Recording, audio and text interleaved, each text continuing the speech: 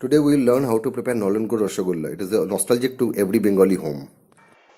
For the preparation of Rasgulla, here I have taken 1 liter of whole milk in a saucepan, thick bottom saucepan, that I'm going to simmer it. So once the milk is simmering, I'm going to add the lemon juice. That actually helps to curdle the milk.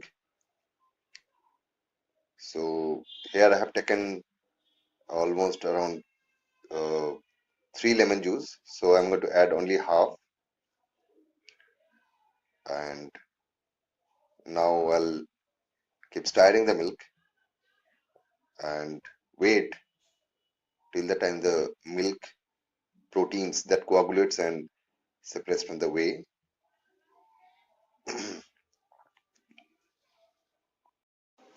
So now I see the milk protein has already curdled.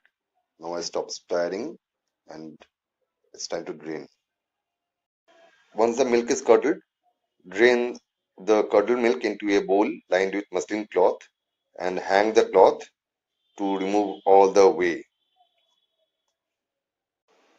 After the chena is hung for about half an hour, I'm going to break them into granules and mash them till they form like a dough.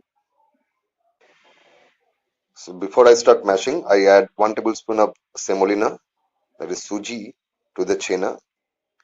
So addition of these semolina helps me to provide little grip on my hand and also fasten the mashing process. However, you can skip if you do not like the adding semolina.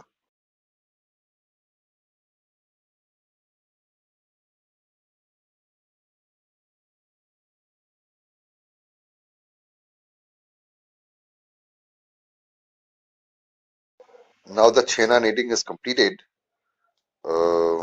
I can feel the greasiness on my palm of my hand. So this is the clear indication the chena has a perfect texture. Now it is ready to be formed into balls.